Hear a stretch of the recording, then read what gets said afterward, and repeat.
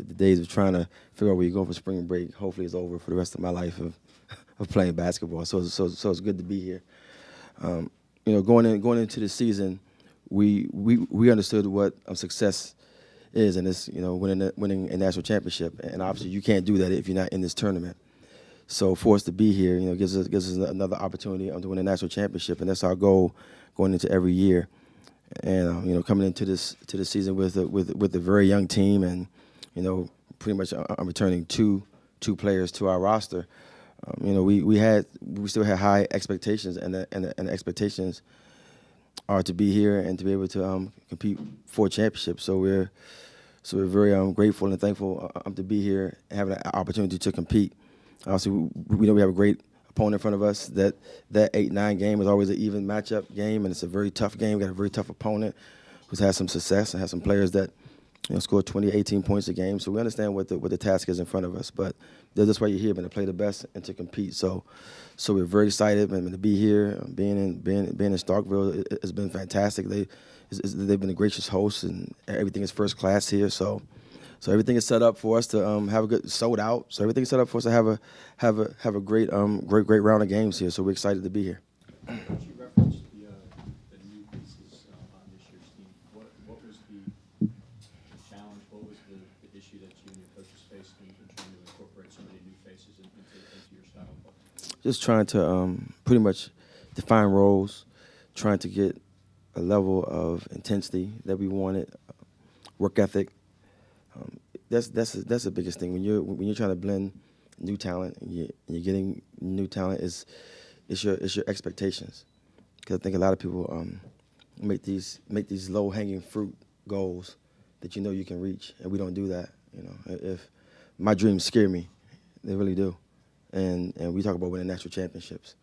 And if your dreams don't scare you and you're not having these goals that are lofty, then you're cheating yourself. So we never let our kids cheat themselves by thinking a successful season is just being here, or a successful season is just winning 10 games in the conference. And so we talk about winning national championships, and it's funny because every media day when they ask you, what are your goals? And I say to go undefeated and win a national championship. And what should you say? I want to lose 9 games? No, you want to win them all, and that's what we talk about is just winning national championships, and and playing up to a different level. I always enjoy getting your perspective on the state of the program because, it's easy to get lost in the games, ACC games, non-conference games, but this is your 6th straight tournament, and you just said, your dream was scare you, and I'm sure you expected to be in 10 straight and winning 10 straight championships, but can you take a step back, sort of assess what you've built, where you've been, and truly where you think you're going to be? Well, it's great that I think we've established a culture of having players that can get us to a level. And don't get me wrong, I understand where we are, and understand where we've been, and to be at a level to where you're going to the NCAA tournament every year. That's our standard. That's our goal, to be in this tournament, to have a chance to win a championship. And it's all about our players. We have players that buy in to what we're telling them. We have players that play really hard. We recruit to our system, and my staff they're tremendous. They really try to enhance what we do. I think you can get to a lot of programs to where your staff come in and they try to change what you do. The staff that I have, they try to enhance what we do, and it makes us better. And I'm very proud of where our program is, and to be 2 years removed from a championship game is it validates what we're doing. So we understand that we're going in the right direction. So when you say your dream scare you, that you mean in a good way, like? There's no question. Yeah. I want to win a championship every year that I coach, and that's what makes me. That's what drives me. That's why I get up early in the morning so I can get working, because that's the only goal, is to win championships. Come over here on the right to Danny. But you mentioned 8-9 matchup is pretty evenly matched sometimes. What do you think the difference could be in your game tomorrow? Well, it's going to be a contrast of styles. We understand that. We want to play fast. We want to press and run. They will run, and they'll run when they have opportunities. But their strength is their point guard getting to her left hand and attacking the rim, and they're big, sealing over the top and getting lobs and playing high-low basketball. And we're the opposite. We want to play fast, shoot threes in transition, and press. So it's going to be a contrast of styles, and and I think that's going to be the difference. And they're a very, very good team. They do a good job, and it's going to be a good game. We'll go to that row behind. Just looking at your stats, obviously y'all shoot a ton of three-pointers and everything. I think it's more than 50% of your shots. Is that sort of, what's your philosophy with the three? Is that about what you want to do each game, about after shots from three, or is there a specific number in mind? Points per possession. We would like to get 4. We like if you shoot 3, we make it, then you foul us. We like to get 4 points if possible. Right. Maybe you shoot a 3 and then you get a flagrant foul. You get 2 more. I want to get as many points as we can per possession. That's the object of the game is to score as many points as you can. And we're big on points per possession.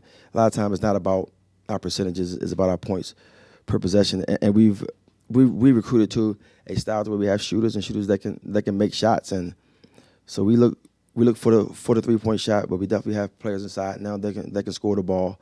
So we're starting to get more balanced, but we're just all about points per possession. Go in the middle. How was Tiana fit into that style? Very, very well. She's a willing passer, and I think that's what you have to have as a point guard in this system.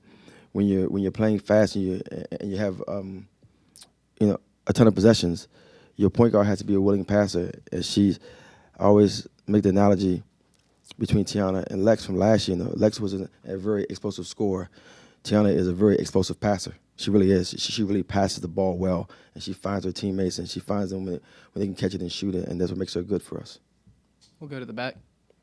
Hey, Coach, just speaking of Tiana and the Oklahoma State connection there, why are you obviously happy that she is playing for you guys rather than against you guys? Well, because she leads us in points and assists. That's the main reason. Tiana is. I tell people, and it's the truth. I mean, she saved our season. We had to try to replace arguably one of the best point guards in the country, coming into for the last 2 years, and Tiana has come in right away and has really stabilized this program. And to be sitting here as a 8 seed, sitting here I think with 20-8, whatever it is, and we're in the same 22-8. Sorry, we're in the same situation in the same place as we were last year. So there really hasn't been a drop off. We have 10, 11 new players on our roster. So she's really stabilized us. Just kind of going off that too, just from Hutchinson, I'm just trying to understand with her recruiting process, how someone from a community college like that was getting looks from not only you guys, but schools like Oklahoma State and these, big conferences. Well, it's just, Tiana has a lot of experience, playing international basketball. She's played against top competition. And you try and your point guard, you want your point guard to have great confidence, and you want her to be unwavering in what she can do on the court. And obviously playing in those situations and playing against top competition, that you know that she's able to compete at this level. And I think that's really was the biggest thing for us, is that we knew she had a lot of experience, and losing Lex, we knew we had to get somebody coming with experience, and that's why we really recruited her hard, and glad she's here. Go ahead in the middle. Coach, what'd you learn from recruiting? Everything about this level. Wow, you're gonna make me emotional here, man. You can't do that, man. Coach is the reason why I'm here. Going to Alabama with him, you learn how to run and how to be in a BCS program. And Coach he was fantastic in the way he ran his office, to the way he ran the culture of his team, his offense, his defense, and I've taken so much from him. And I remember when I first got there, he told me, he said, one day you're gonna be a coach's level. You're like, okay, Coach, and you kind of brush it off. And to be sitting here, I know that a lot of what I do is a lot of what he did. He played fast, and he was a very, very good defensive coach. And a lot of things that I do, I can just hear his voice saying, "Son, don't do it." I can always hear his voice, "Son, don't do it."